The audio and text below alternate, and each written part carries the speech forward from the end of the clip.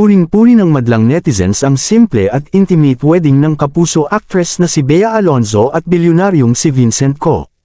Matatanda ang ginulat ng dalawa ang publiko nitong Martes, July 14, nang makumpirma ang pag-iisang dibdib ng dalawa kung saan ang nag-officiate ng kanilang kasal ay si Makati City Mayor Nancy Binay. Hindi kasi inaasahan ng netizens na matutuloy pa sa kasalan ang istorya ng dalawa matapos ang samut-saring isyu na kanilang pinagdaanan patungkol sa prenup agreement at kung ano-ano pa. Pero mas nanag ang pagmamahalan nina Bea at Vincent sa isa't isa kaya naman ngayon ay masaya na sila sa piling ng isa't isa at ganap ng mag-asawa. Bukod sa kanilang pagmamahalan, hanga rin ng netizens na sa kabila ng kanilang kakayahang pinansyal na magkaroon ng magarbong kasal gaya ng naunang naibalita na gaganapin pa dapat sa Spain, pinili ng mag-asawang Co ang civil wedding at intimate reception kung saan bilang sa mga daliri ang kanilang naging panauhin.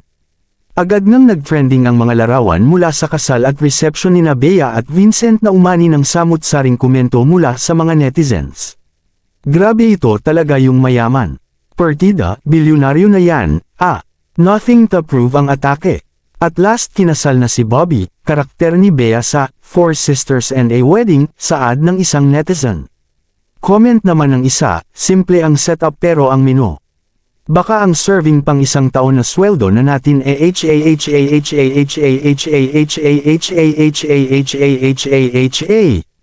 Congratulations, Bea and Vincent. God bless your union. Sana maging masaya ang inyong pagsasama, hirit naman ng isa.